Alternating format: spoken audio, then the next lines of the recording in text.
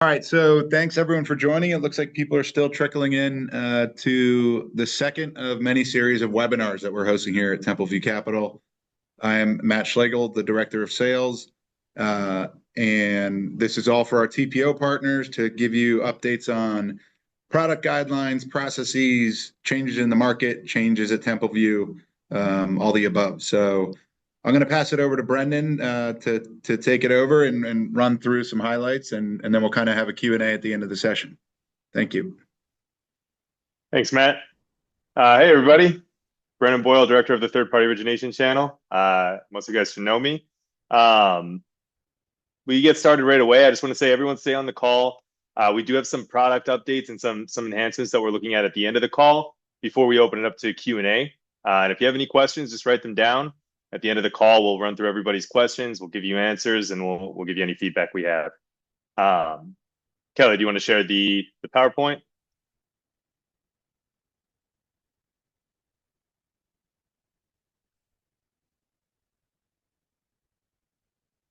All right. Well, the first thing I want to say is we do have some announcements. Our DSCR first lien program, our base rate is down to 6.375. That's a 0-point loan. If you originate a loan with us at our base rate, we do pay you a full point just for closing that loan. Because the rates have softened so much, and looking forward, we believe those rates are going to further soften. We are going to be discontinuing our DSCR second lien program. In almost all cases, it makes more sense for your borrowers to get a full DSCR first lien rather than doing a portion of a loan. It made a lot more sense when our first, DSCR first liens were in the high sevens. But now that we're in the lower sixes, mid sixes, the DSCR second program makes a little bit less sense. So moving forward, that's going to be removed from the sales tool. We're not going to be, closing any more DSCR second lien loans. I wanted to go over one of the product enhancements that we have across our platform, which is loan to cost. Loan to cost is a really important concept, and I think it gets missed a lot by not only borrowers, especially borrowers, because they may not understand where loan to cost comes from. But it's a really important factor when it comes to your transactions.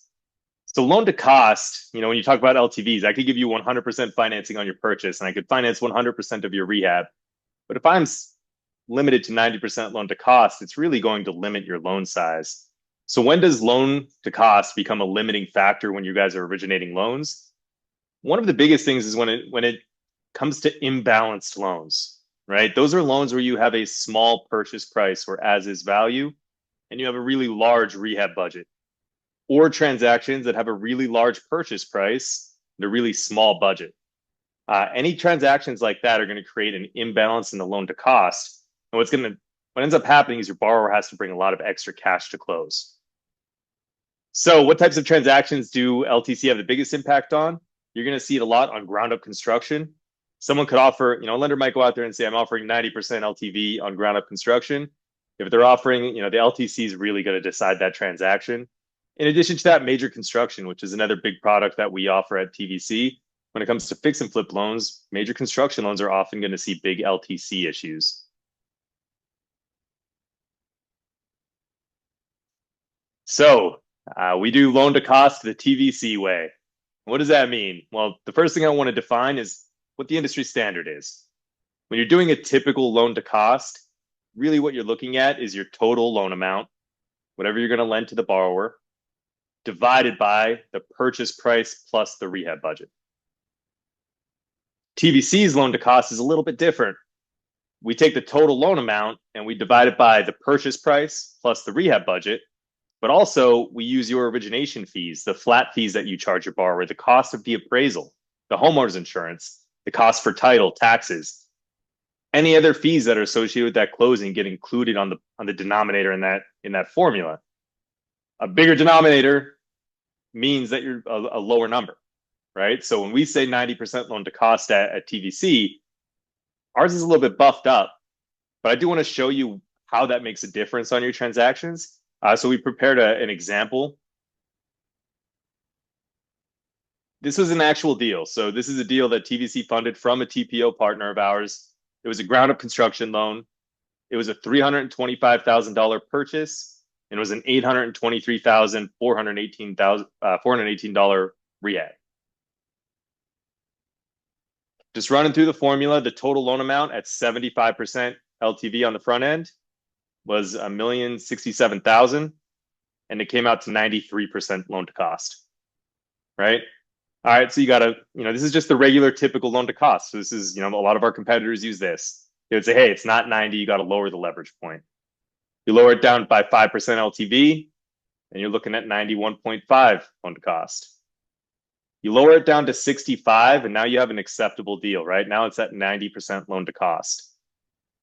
That's an extra $35,000 of cash that your borrower had to bring to the closing table. If your lender says, hey, we're limited to 85% loan to cost when it comes to ground up construction. Well, now you're at 45% LTV. When you get down to 30% LTV,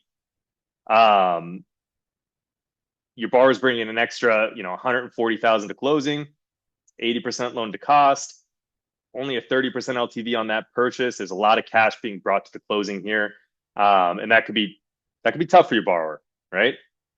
So I want to show you how TVC does it and just show you the difference. So we closed the deal, and these were the following fees that we used. We had $25,000 of lender fees. So in the sales tool, this is the lender fees. This is just your origination charges plus your flat fees, plus almost $11,000 in the cost for title, for the appraisal, for the homeowner's insurance, all those other miscellaneous fees. That $36,000 got it added to the cost of the formula. So now LTC, the TVC way, at 75% loan to cost, I'm at 90% loan to cost. I'm sorry, 75% LTV, I'm at 90% loan to cost. If I'm competing against somebody at 85, your borrower's bringing significantly less cash to close on a TVC transaction. So 90% loan to cost is available on all of our product lines. So whether that's ground up construction or fix and flip, or bridge is less necessary. But we do 90% loan to cost. This same formula, whether you're doing Dutch or non-Dutch on ground up construction, Dutch or non-Dutch on fix and flip. Again, we really are fantastic at underwriting, closing, and working out draws when it comes to major construction and ground up construction.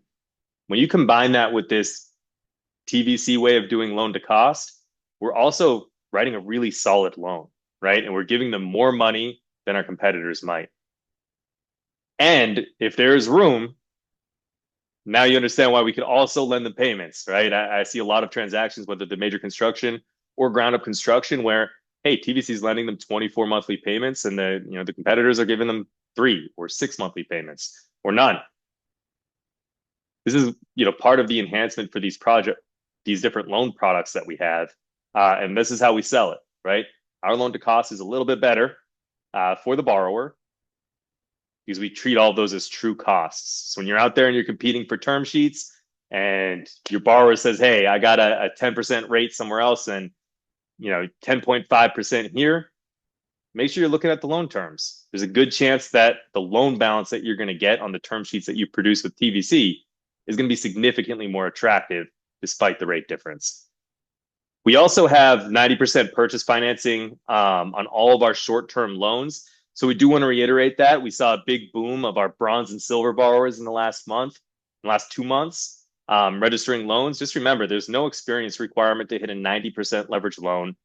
I can write it for a bronze borrower, someone that's never done a transaction before.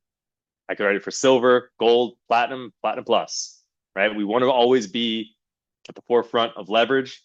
So we really push our leverages there. One thing to note when you talk about leverages, and we brought this up on the last webinar, is just make sure that your borrower has the experience for those complex rehabs, those major construction. Just to define that again, the different types of rehabs that TVC does. We have cosmetic rehabs. A cosmetic rehab is where somebody's maybe replacing the flooring, painting the property, just updating. We have general rehabs. General rehabs is where, hey, they are going to do some plumbing work. They might do a little bit of electrical work, right? They might get a subcontractor for that, HVAC work. Major construction is where your borrowers are expanding on the footprint of the home, or they're replacing 90% or almost all of an electrical system in a home. or an HVAC system or the plumbing systems in a home, right? If you have a borrower that's never done a deal before and they ask us for a major construction loan, that's a loan that we're going to pass on. So just make sure that although these loans get aggressive, even for these newbie borrowers, that you're making sure that they have the experience required to do the transaction. When it comes to that major construction or that ground up construction loan, I need to see that they've done a similar project in that market at least once before.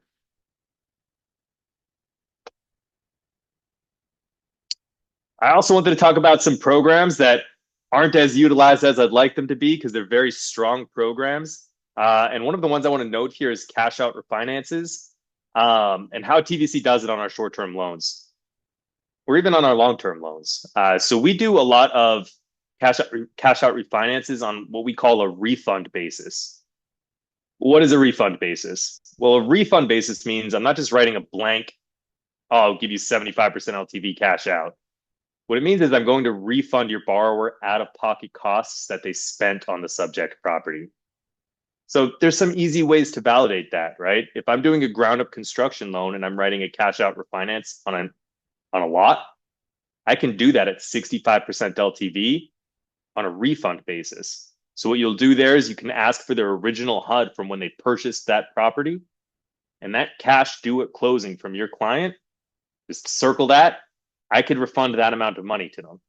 Now, there's still leverage concerns. I can't go above 65% LTV on those transactions, but I can refund that number. The second thing is if there's still room and maybe your borrower came out of pocket, maybe it is ground up construction, but they poured the foundation and they got their plans and permits and everything ready. You could give me a budget of what they spent out of pocket. Maybe they had to clear the land, right? Get everything ready. If that money was spent on enhancing that lot, I can refund that money as well.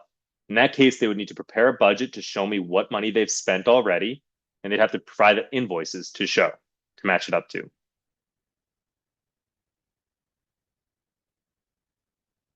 So what value can we use? I think this is the other thing when it comes to refunds is I don't know what leverage marks, not only is a leverage mark, it's a refund basis. What number am I using to even come up with this?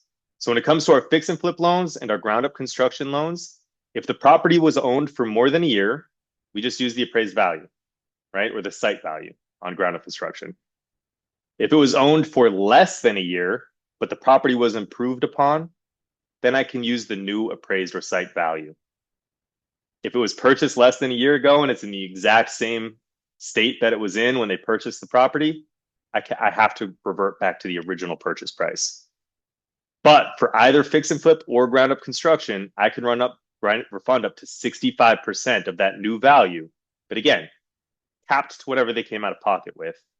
This is an incredibly strong product for the borrowers that are buying properties, whether it be major construction or ground up construction, where they're buying properties cash. We see it all the time. These ground up construction, borrowers are buying the properties cash. They're getting them ready. And then whatever lender's refunding or writing that loan for them, they don't want to give them any cash out on land. It's a very strong product for those borrowers where you can go above. Maybe they'll give them some back, but going up to 65% of the value is a huge boon to those investors. Also for DSCR, I rarely ever see this. DSCR loans can also go up to 80% LTV on a cash out. Whenever you're doing a cash out on a DSCR loan, especially, this is primarily for when it's a fix and flip, right? Because we write the fix and flip loans. If you're doing a fix and flip and the borrower is going to refinance that loan into a rental loan, especially if you guys put that loan through us as our TPO partner, we already have the original HUD. We know exactly how much money we could give back to your client. And that could go up to 80% LTV on a cash out. Again, a little bit talking about what we can do here as far as the time frames. If a DSCR property has been owned for 6 months, I can use the new value, right? Get an appraisal, I can use that value. If it was owned for 90 days and it was a rehab, right? So they rehabbed that property and they've seasoned it 90 days, I'll use the new appraised value and I could go up to 80% cash out on that. If it was owned for less than 3 months, I'm currently capped at the original purchase price, but we'd love to see exceptions there. If you have a borrower that's really awesome at fixing up homes and they want their 80% cash out or 75, whatever it is, and they want it earlier than 90 days, that is something that we'd like you to send us so we could take a look at them.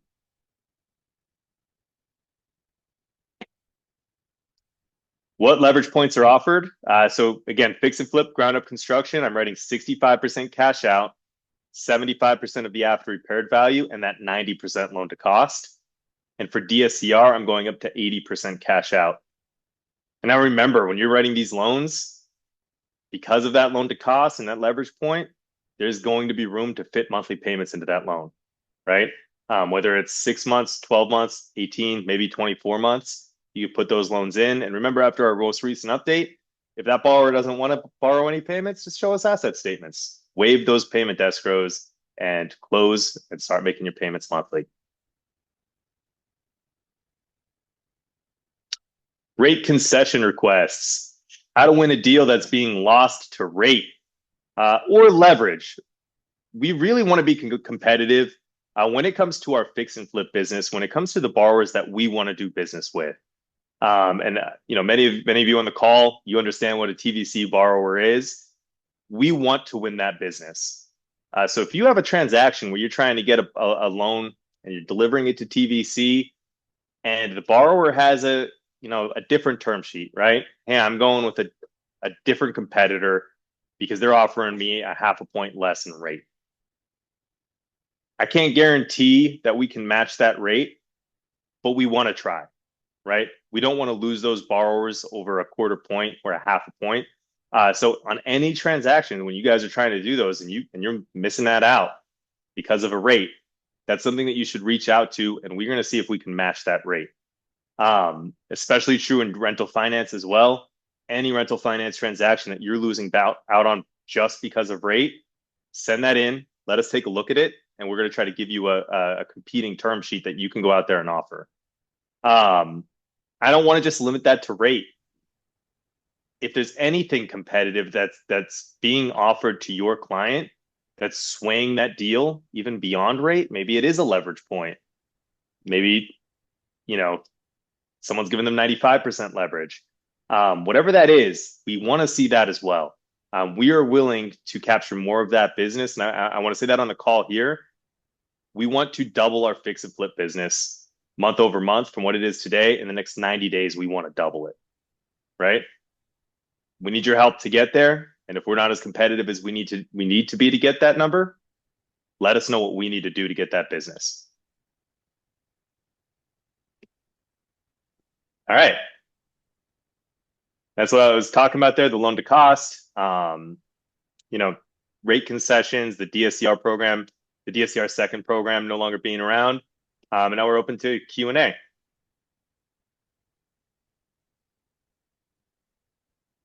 Wendy. Hi, Brandon. Can you hear me? I can hear you, Wendy. How's it going? Awesome. Great. Thank you. Just in case I missed it, I don't know if I heard you correctly. Are you saying you're able to do up to 90% loan to cost with no experience? Or let's say someone who's done two flips on a fix Absolutely. and flip? Yeah, I could do a 10% down payment for them, and I'll go up to 90% loan to cost. Okay. And What's your again, minimum credit score? for that program, if they have no experience, we do require a 700 FICO. So 700 mid score. And then Okay. as their experience goes up, the credit requirement goes down. Goes down. Okay. Is this an interest only loan, and what's the term? Like how long can they keep the loan for? Interest only terms, our base term is 12 months, and we go up to 24 months. 12 to 24 months.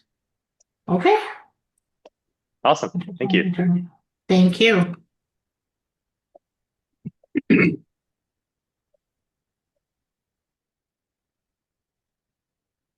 Looks like Julian. Who we got next? Julian?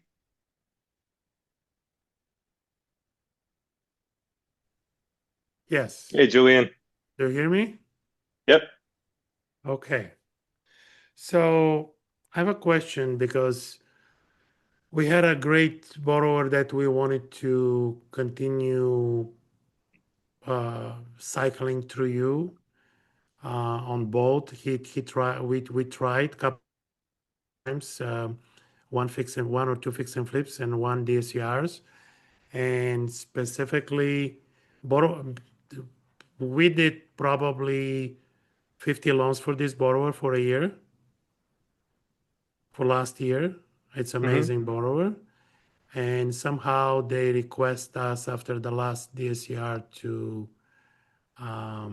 find another lender. The reason was too much paper or too much all the invoices. Even though it was 1 year since they owned the property, it still wasn't enough to get the cash out, the not even cash out, it was rate and term, to use the new value and to not need to present any of those rehab. So that might have been from the past. We had a recent update to our guidelines. I want to say, Matt, you could correct me. I think it was either 2, maybe 3 months ago. But we increased our time frame there. So it used to be a full year before you can use the new value if you didn't prove that the rehab was completed. It's currently only 6 months. So we did update that. A big thing when it comes to DSCR loans is sometimes we have borrowers submitting budgets to us saying they fix and flipped a home. And then we have an appraisal, and then we look online from when they bought the home, and the appraisal matches the listing photos. And we can't validate really that they've completed any work on the property. We don't know if like, hey, maybe they just made up a budget and provided it to us.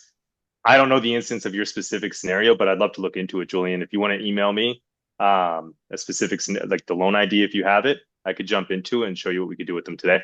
Because that's perfect, and we have a new loans coming in from the same borrower, and it was perfect fit, and it was very pity that we couldn't use. Now, did I heard correctly, because I was a little late, but so is it the new thing, it's a 80% cash out available?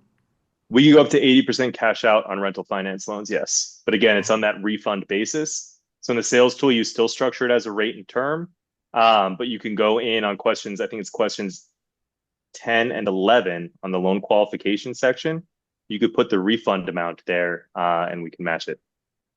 So basically, it's a rate and term, not a cash out. True cash out means It's considered cash out because the borrowers get cashed out, but it's structured as if it was a rate and term. So the rate and terms can go up to 80% LTV, and that's how we kind of combine the two ideas. Got it. Mm-hmm. Okay. All right. Thanks, Julian. Thanks.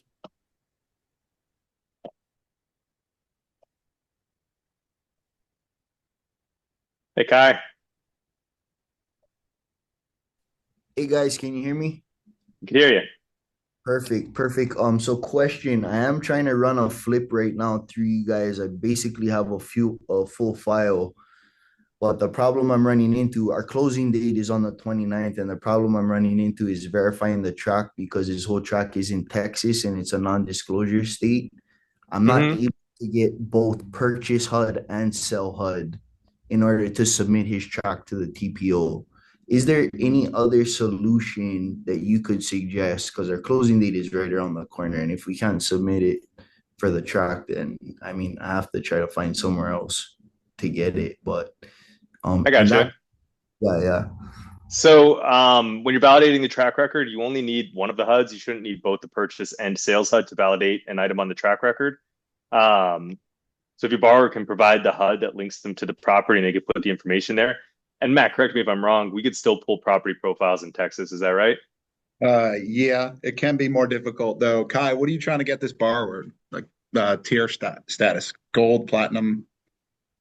I'm trying to get him at a gold. He's a platinum, but just because we've had this issues with the HUD, I structured it as a gold tier borrower. So again, is it like a pricing issue? Like if you need to close quickly, we offer the same leverages across all tiers. So like path of least resistance, if he's got the credit score to qualify and you're running against the clock, you can always submit it as bronze or silver to get the deal done. The reason I haven't submitted it as bronze or silver is because the loan amount is about 1.7 million, and I know we're hitting a cap limit for borrowers with no experience. So yeah, Kai, why don't, if you could email me the loan ID, we can look into that and we can see what we can do to help out on the track record. Okay, so would you suggest submitting it with the current, because we have his track record available, we have some of the HUD. Should we open the TPO with what we have and get that going? If it's not in the portal already, yeah, you should get it in the portal. Okay. Yeah, big thing that we've been seeing, we really, after our process changes, we really need to underwrite all of your files before the appraisal comes back. Yeah. So we have an early underwrite process now. All we really need is the track record and the entity as far as the harder things to get done. Everything else is really simple to hit that early underwrite. And that makes it so when that appraisal comes back, we hit that closing date. Yeah, I didn't initially foresee this problem coming up, so we already ordered the appraisal for TVC, which should be available in the next day or two. Yeah, get that uploaded. Get it uploaded. Get the loan ID. I'm Email just it to like me. distracting. I was going back and forth with Rick trying to figure it out. I But got you. yeah, right on, perfect. I'll let our processing team know and get on that right away. Awesome. Thank Yeah, you. thanks, Brendan. Yep. Julian, you're back. Hey, it's me again. I have extremely experienced borrowers in Texas. They are doing build to rent for themselves now, but Mhm. they're licensed GCs and everything. So they have already 54 doors rentals. So they want to build 7 duplexes on one parcel. Is this something, and then refinance for with a DSCR? Is that something we can do? So we're currently limited to 4 units on a parcel. So Okay, depending on that on that transaction, that may not be a great option for got it. us. Okay, But still, always worth sending in. Maybe we could get you some sort of terms on it. okay. All right. Anybody else have any questions? We have some people in the chat. Oh, great. Let me look at the chat.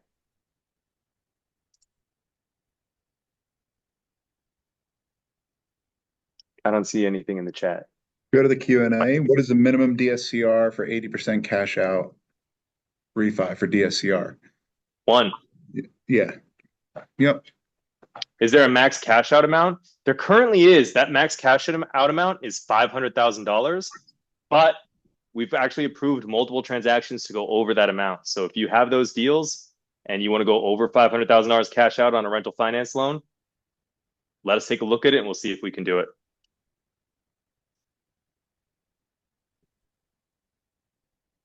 Hey, Clint.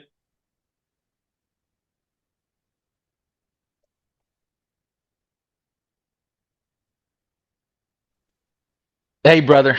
Sorry. How's it going? It's going fantastic. I'm super excited about your 80% cash out on DSCR at 90. But I'm going to share that with the team as soon as we're done here. What do you got for us? No question. Okay. Just excited for the 80%. Just excited. Keep Me too, keep man. that rehab in mind. Like anytime you're trying to push that 80%, I'd highly recommend reaching out to your BDM to walk through the deal. Just if it's your first one that you're running up to 80% on, run it through your BDM to walk through the sales tool with you once you get comfortable with originating that. Yep. I do have a question. Thank you for that. Yep. Is there going to be a leverage cut if it's a short-term rental? There is a short-term leverage cut for short-term rentals right now, and it is 5%. Okay, pretty standard. Thank you. Yep. All right, we got another question in the chat. What is the seasoning requirement on a cash out for short-term loan and max LTV?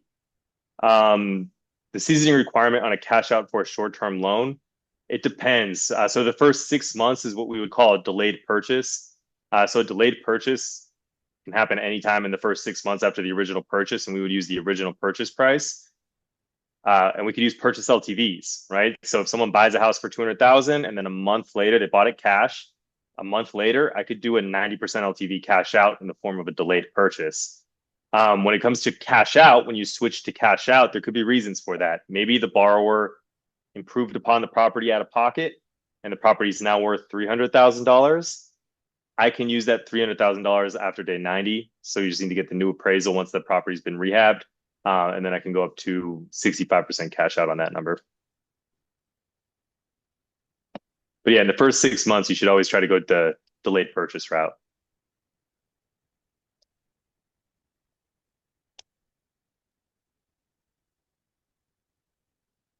All right. bring you back, Clint. I don't know if you're raising your hand again on purpose. No, I'll be honest. I don't know why it keeps doing that. Here we go. Kai's got another question for us.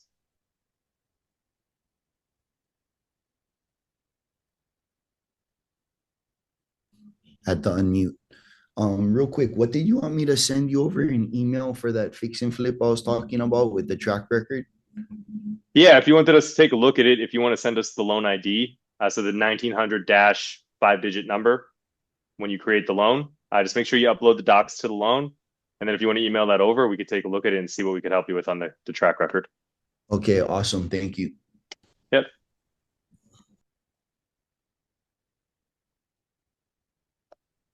All right. Anybody else have any other questions? All right. Well, first off, I want to say I appreciate everybody joining the call. We always like to show off new programs here or existing programs or enhancements. We do want to do this on a bi-monthly, so we're going to do this again in 2 more months. We'd love to see everybody on the call for the next time. Again, appreciate everybody joining. We're going to have a fantastic month here at TVC. We have a ton of transactions in. We're pushing through the pipeline. Thank you, everybody. Thanks, everyone. If you have any guidelines or topics that you'd like for us to cover on the next one, please send them our way, and we'll add them to the list.